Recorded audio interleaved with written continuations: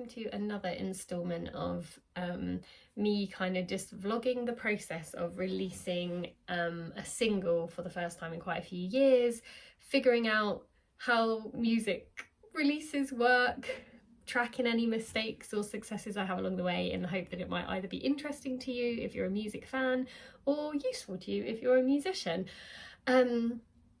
So today I've got my goals. I set out my goals in a previous video that you may have seen that I'm kind of working towards, that I want this single to achieve. One of those goals that I was working on in the previous video was about getting some blog reviews. So I don't just want people to be encouraged that they should listen to my new single via me. I want the blogs to be telling them that, and I also want that kind of like music reviewer feedback.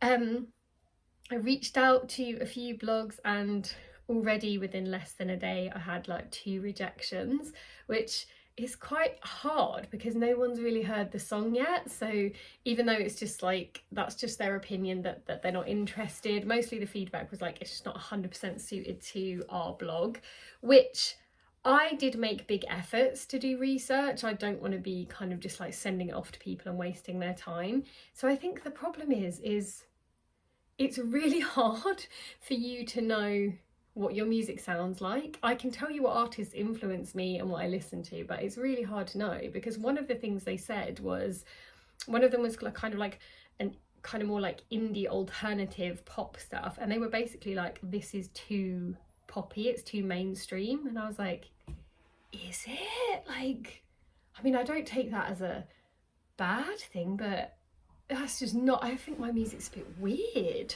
So yeah, so it was a little bit of a knock, and I kind of immediately kind of like thought to myself like, oh gosh, like, you know, it's not a big deal, but do remember to brace yourself for like a few setbacks, because there's going to be a few. So that would be my top tip for today, like brace yourself for a setback. Just make sure that you love the song you made, because there's just no guarantees that anyone's going to really listen to it or anyone's going to like it. So just make sure you're happy with it.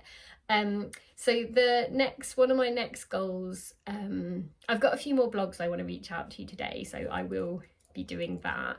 But one of the other things I really wanted was playlisting, and I've got a couple of playlists that like I follow that I'd really like to be played on. I've had some playlists in the past, but most of my playlisting in the past, like, I haven't submitted to, they've just picked up the tracks. So I'm going to do like a little bit of research on like kind of what's the best thing to do. Is it best to like actively approach, or do you just need to like make some splashes in the water in another way so that they find you? Because I must say as well, that's been with blogs in the past, that's been the same. They've kind of come to me, and I think that's the position you want to be in. You don't want to be reaching out, you want people to be reaching out to you. So it's like, should my focus be more on creating really good content? Oh, that dirty word that we all don't like. Should it be that? Because I want to attract rather than, anyway. So today I'm gonna reach out to a few more blogs and reach into playlisting. But one of the other things I'm gonna do today, first thing I've done today already, is I put my pre-save link onto all social medias, or pretty much all my social medias, I think. I lose track. With my pre-save link, so this is obviously where people can pre-save in like Spotify, Apple Music, whatever, so that like your song will appear in their library on release day. Obviously this sort of stuff really helps with the algorithm. It would help with kind of streaming numbers. For an artist like myself who doesn't get loads, I don't think it's really gonna like make Spotify go, oh my goodness, what is this? We must playlist it immediately, or, you know, it's not gonna like rocket me into any charts or anything. But I think I just want to get into the habit of thinking about pre-saves, and it certainly can't hurt. So I've shared those already, but with my pre-save, what I've decided to do, and I guess this is a little bit of a cost, well, depends how many people pre-save, but this is a bit of a cost up front that I've decided I want to invest in this, is if people pre-save, they send me evidence of their pre-save, I'm going to send them a little something in the post. And I've decided to add one more thing. So I'm actually going to speak to some printers today. I can see that they can do the turnaround really quickly. So I'll be able to get those and still post things out in a timely manner, because I have already had some pre-saves from like my newsletter readers who I sent this to a couple of days back. I want to add one more thing into their like mail out. It's really cool. I'm probably sharing another video, all the bits that I send out. I won't share it today, firstly because I'm going to add one more thing, and secondly I want to give it a few more days so that the people who get them in the post, it's like a little surprise. It's only small, but there is that upfront cost for me in like getting them created and the postage. It also gives like a hint of the next song I'm going to release, so I thought like that would be quite a cool thing for people that pre-save to have that. So I'm going to get another, so today I'm going to contact a few more blogs, have a research in the best way about going about pitching to playlisting, order something else to go in my pre-save bundle that I'm posting out to people, and I'm also going to edit one of these videos that I made that I haven't edited yet, because I guess making these little videos and putting them up on YouTube or whatever has become part of my process of promoting this single. So that is what I'm doing today. So bit waffly as always, but please do like come along for the ride, as it were. Oh, goodness me. Okay, I have managed to update my blog. I don't use my blog very often, but there are still some people who find me there because I used to put stuff on it, and essentially to make that a lot less work, I just reword a little bit what I put on my e-newsletter and I shared that to my blog. I've got all the pre-saves out onto all my socials. I've ordered the final thing to be mailed out to people that pre-save. I've edited one of these videos and put it onto my YouTube account. It's taken me like over 2 hours to do those things.